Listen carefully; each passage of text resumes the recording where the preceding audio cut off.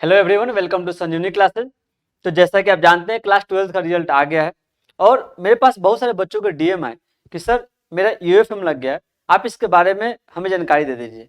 खैर मेरे को लगता है कि ऐसे बहुत सारे बच्चे हैं जिनको ये डाउट है, तो उन्हीं बच्चों का आज इस सेशन में हम लोग जो है क्या करेंगे, उस डाउट को क्लियर करेंगे। ठीक है, जैसे आप देख सकते हैं इसमें कि यूएफएम क्या होता है, यूएफएम क्यों लगता है, इसको कैसे हटाएंगे, हम सारा इस वीडियो में एक एक करके स्टेप वाइज बात करेंगे। तो सबसे पहले हम बात करते हैं यूएफएम। देखिए इसका जो फुल फॉर्म होता है वो होता है अनफेयर मीन्स। कई बार बच्चे जो हैं चिट करते हुए पकड़ जाते हैं, या उनके साथ क्या होता है धोखेधड़ी से क्या होता है उनके साथ चिट मिल जाता है, या कुछ एग्जाम पेपर पे कुछ लिखा हुआ आ गया, कुछ बेंच पे लिखा गया। इन तमाम तरह के जो केसेस में क्या होता है उनके ऊपर यूएफएम लग जाता है। ठीक है, तो हम आते हैं बारी बारी से समझते हैं कि क्या है यूएफएम। देखिए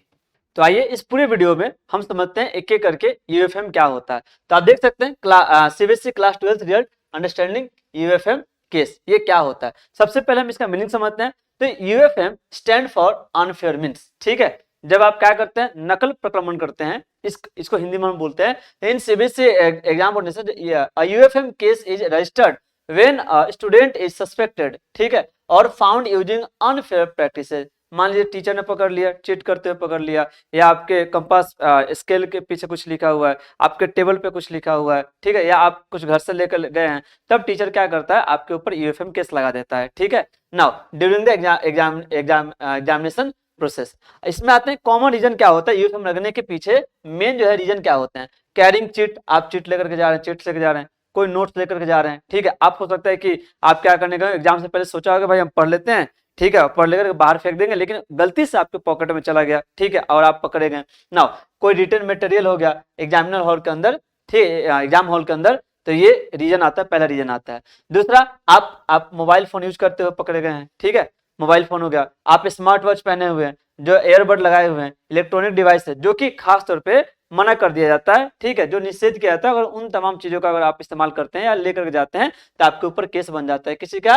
यूएफएम का। ठीक है, तो ये हमारा पहला पॉइंट था, ये हमारा दूसरा पॉइंट हो गया। तीसरा जो और क्या कारण हो सकता है, कॉपिंग फ्रॉम अनदर स्टूडेंट। आप किसी दूसरे बच्चे का कॉपी देकर के आप नकल कर रहे हैं, ठीक है, आप कॉपी कर रहे हैं। Now and helping others cheat, ठीक है, और दूसरों को आप मदद कर रहे हैं, तब ये इसमें आपके ऊपर लग सकता है यूएफएम केस लग सकता है। Now writing answer on disc, आपने क्या किया, जल्दी जल्दी गए कि क्या पता हम भूल जाएंगे, आपने जो है फॉर्मूला लिख दिया या कुछ भी आप पॉइंट लिख दिया, ब्लू पॉइंट बना लिए, और आपने कहां पे लिख दिया, डेस्क पे लिख दिया। आपने जो है साथ साथ डेस्क पे लिखा, आपने हाथ पे लिख लिया कुछ, ठीक है, या आप जो रूलर होता है उस पे लिख दिया, या एडमिट कार्ड के पीछे लिख दिया, ठीक है, जो आपको मालूम है व्हाइट पेज रहता है, या कोने पे आपने लिख लिया। इवन आप अगर क्वेश्चन पेपर पे कुछ लिखते हैं, ठीक है, तभी आपके ऊपर यूएफएम का केस लग जाता है। Sharing question paper through social media और मैसेजिंग एप्स, ठीक है, तो ये भी आप देख सकते हैं, आपके पास फोन है, आप क्वेश्चन पेपर वही बाहर कहीं भेज रहे हैं, ठीक है, आप या कोई मैसेज कर रहे हैं ऐप के माध्यम से, ये तमाम तरह की चीजें हो सकती है। ठीक है, या आपने क्या कर लिया कि एक आपने आंसर सेट भर लिया और अपना एक आंसर सेट दूसरे को दे दिया, और दूसरे पे आप लिख रहे हैं, तब तक उसमें टीचर पकड़ लिया तो फिर आपके ऊपर यूएफएम का केस लग जाएगा। नाउ तो ये हो गया point. Now processing the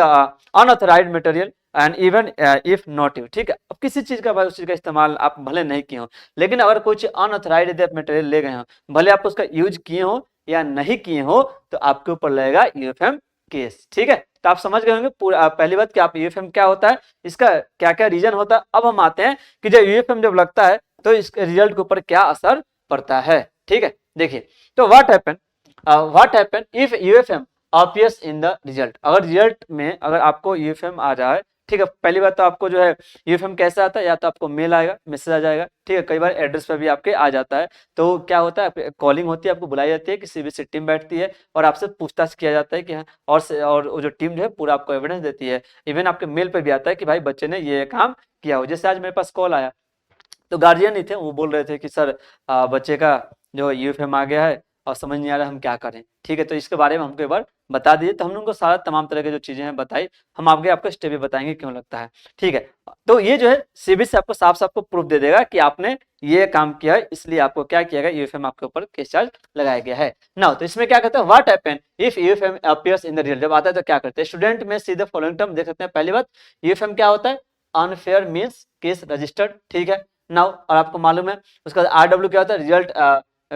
with temporary. आपको जब देखा होगा कि आप जब ये क्या करते हैं, जब रिजल्ट आता है, आपने देखा होगा तो उस पर क्या होता है, यूएफएम लग जाता है, या आरडब्ल्यू, आरडब्ल्यू मतलब होता है रिजल्ट विदाउट टेम्पररी, ठीक है, कुछ समय के लिए क्या कर देता है, आपके रिजल्ट को रोक के रख देता है। ऐसा क्यों होता है? हो सकता है डेटा मिसमैच हो सकता है कि आप जो इन्फॉर्मेशन दिए हो वो क्या इनकम्प्लीट हो, इसलिए तो कुछ देर के लिए आपको रिजल्ट को रोक दिया जाता है। Now no marks displayed in one or more subject, ये भी आपको देखने को मिल जाता है, कोई सब्जेक्ट है, अच्छा कई बार होता है कि जो अगर आप एक सब्जेक्ट में अगर आप क्या किए हैं और चीट करते हुए पकड़े गए हैं तो बाकी सारे चेक हो जाता है, एक पे क्या आता है, यूएफएम आ जाता है, ठीक है, तो ये आप इसको समझिएगा। और now and this usually mean the CBSE has kept the result pending, ठीक है, इसका मतलब जब ये सभी चीजें आती हैं तो आपके अगर मान लिया आपका मार्क्स के सामने अगर रिजल्ट नहीं दिखा रहा है, मार्क्स नहीं दिखा रहा है, तो आपका जो क्या है ये पेंडिंग में है, एंड उसके बाद क्या होगा, उसका इन्वेस्टिगेशन होगा, ठीक है, इन्वेस्टिगेशन जब कंप्लीट होगा उसके बाद ही रिजल्ट पब्लिश किया जाएगा। नाउ तब आते हैं सीबीएसई प्रोसीजर इन यूएफएम के। सीबीएसई क्या करती है, तो examination centre reports the incident to CBSE. अगर मान लीजिए कि हम इन्विजिलेटर हैं, ठीक है, बच्चा क्या करे, कुछ चीट करते पकड़ा है, तो अब टीचर क्या करता है कि एक जो है एक फॉर्म भरवाता है, ठीक है, और सारा क्या करता है उसको सब वो क्या करता है, जो ये जो सीबीएसई सेंटर है उसको फॉरवर्ड कर देता है, और सब चीज जो भी जो एविडेंस मिला हुआ है उसको भी साथ में अटैच करके भेज देता है सीबीएसई ऑफिस के पास। नाउ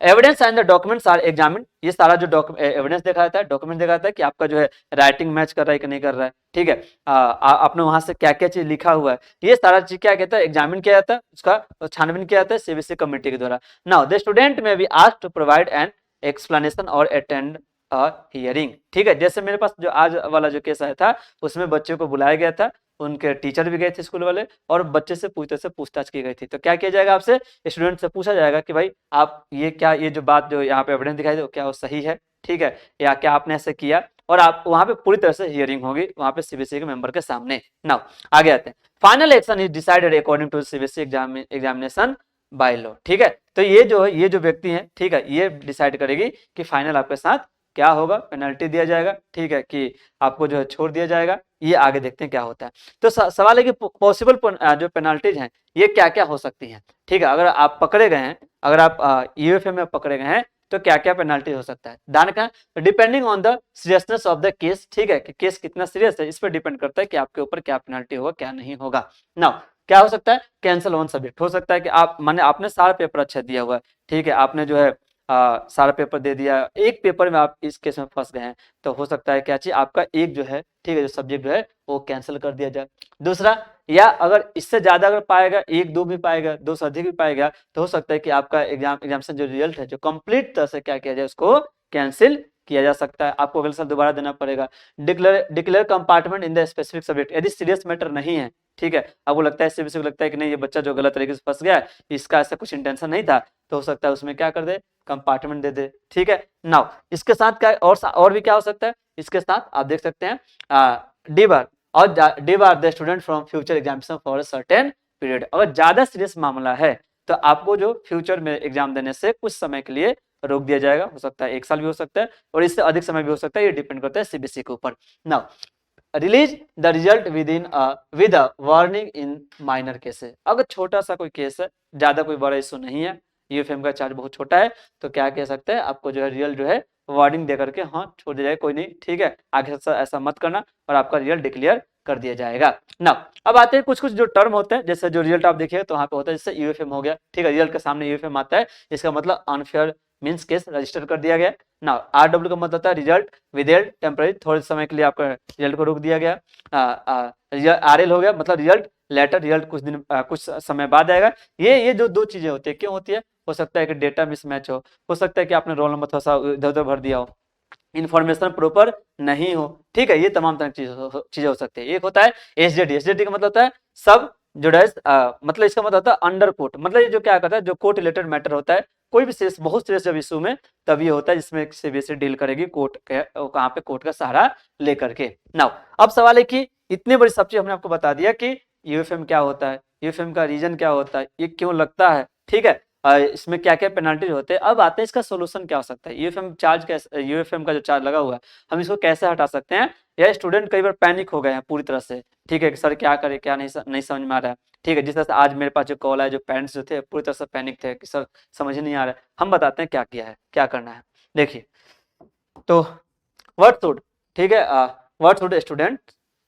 डू, ठीक है, कि स्टूडेंट्स को जो है क्या करना चाहिए। तो पहली बात, सबसे पहले जो है, ठीक है, आप क्या कीजिए, अपने स्कूल पे विजिट कीजिए, जितना जल्दी हो सके उतना टीचर को सब कुछ बताइए, इन्फॉर्म कीजिए, ठीक है, और वो सारा जो है वो आपके बारे में फिर वहाँ पे इन्फॉर्मेशन देंगे कि बच्चा का जो बैकग्राउंड ऐसा नहीं रहा है, ठीक है, और जितना ऐसा हो सकता है उतना वो करना होगा वो करेंगे हेल्प। नाउ तो कॉन्टैक्ट द स्कूल अथॉरिटी, ठीक है, इमीडिएटली, जितना जल्दी हो सकता है उतना जल्दी जाइए, and ask whether CBSE has issued any notice regarding the case, ठीक है, और इस केस रिलेटेड सीबीएसई ने कोई जो है, आप देखिए कि भाई कोई नोटिस जारी किया है कि नहीं किया है, खास करके आपको मेल पे आएगा, स्कूल को भी इन्फॉर्मेशन मिल जाता है सब चीज। नाउ तीसरा, keep the admit card and related documents ready, हमेशा के लिए आप अपने पास तैयार रखिए एडमिट कार्ड और इससे रिलेटेड जो डॉक्यूमेंट्स हैं वो चीजें, एंड अटेंड हियरिंग, अगर आपको बुलावा आ रहा है, ठीक है, तो आप जाइए, ठीक है, आपके टीचर को भी बुलाया जाएगा, ठीक है, आपके हो सकता है पेरेंट्स भी जाए वहाँ पे, आप भी जाइएगा, सीबीएसई की तरफ से जो मेंबर आएंगे वो आपने जो भी चीट का इस्तेमाल किया है, नोट्स का इस्तेमाल किया है, ठीक है, स्केल के पीछे जो लिखा हुआ होगा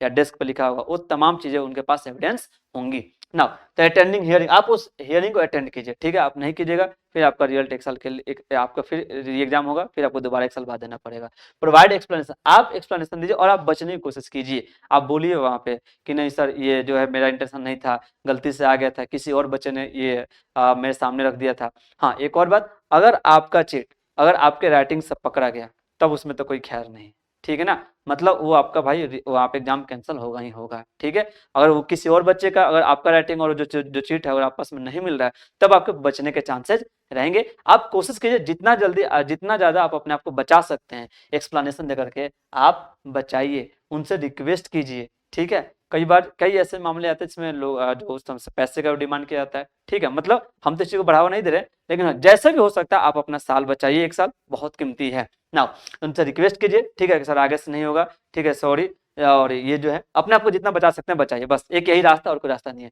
फाइल एन अपील और रिप्रेजेंटेशन इफ रॉन्गली एक्यूज, यदि आपके ऊपर गलत आरोप लगाए जा रहे हैं, ठीक है कि नहीं, नहीं आप ही का ये चीट है, तो आप दिखाइए वहां पे अपना जो चीज क्या कीजिए, आप अपील फाइल कीजिए, सब कुछ जो है आप कर सकते हैं जब आपके ऊपर गलत आरोप लगाए जा रहे हैं तो, ठीक है ना। तो दिस डॉक्यूमेंट, ठीक है, तो ये जो हम आपको बता रहे हैं कि जो भी हमने जो ये जो वीडियो बनाया हुआ है आपके अवेयरनेस के लिए बनाया है, आई होप जो बहुत सारे जो बच्चे हैं जो पैनिक है ना, उनका जो है डाउट क्लियर हो गया होगा, और आप जो है हियरिंग कीजिए और आपका रिजल्ट जो है बहुत जल्दी आ जाएगा, ठीक है। तो ये जो पूरी तमाम तरह की हमने जो इन्फॉर्मेशन आपको दे दी, अगर और भी अगर आपको प्रॉब्लम है, ठीक है, कोई आप चीज़ नहीं समझ में आ रहा है तो आप हमें जो कमेंट सेक्शन में करके बता सकते हैं। बाकी अगर ये वीडियो आपको अच्छी लगी हो, ठीक है, जानकारी अच्छी हो और कोई परेशान हो तो आप उनको शेयर कीजिए ताकि ये चीज़ उनको समझ में आए। बाकी हमारे चैनल के साथ बने रहिए, ठीक है, और इस वीडियो को जो है आप लाइक कीजिए और चैनल को सब्सक्राइब कर दीजिए ताकि ऐसे अपडेट्स जो है बाकी आने वाले बच्चों को भी मिलते रहे। और यदि आपका हेल्प हुआ हो तो आप हमें कमेंट सेक्शन में जरूर बताइए, या किसी को प्रॉब्लम हो तो हमें आप कमेंट सेक्शन में आप बता सकते हैं, ठीक है। तब तक bye, thank you, take care.